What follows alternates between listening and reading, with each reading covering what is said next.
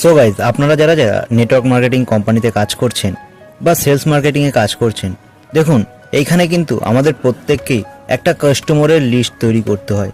এবার আপনার কাছে লিস্ট যত বড় থাকবে, আপনার মধ্যে কিন্তু কনফিডেন্স তত বেশি কাজ করবে যে না, আমার কাছে 100 জন না, আমার কাছে 1000 জনের লিস্ট রয়েছে।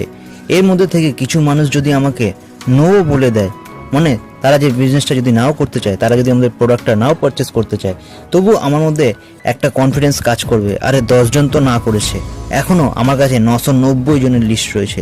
এদের মধ্যে থেকে কাউকে না কাউকে আমি কিন্তু প্রোডাক্টটা সেল করতে পারবো এবং সেখান থেকে আমি কিন্তু ইনকামটা করতে পারবো। তবে এইখানে প্রবলেমটা আসছে যে আমাদের লিস্ট বেশিরভাগ ক্ষেত্রেই 100 থেকে 150 জনের কাছাকাছি গিয়ে কিন্তু লিস্টটা স্টপ হয়ে যায়। আমরা কিন্তু এর থেকে আর লিস্টটাকে বড় করতে পারি না। তো আজকের ভিডিওতে আমি আপনাদের সাথে 5টা এমন পয়েন্ট শেয়ার করব যেটা করে কিন্তু আপনি আপনার লিস্টটাকে বড় করতে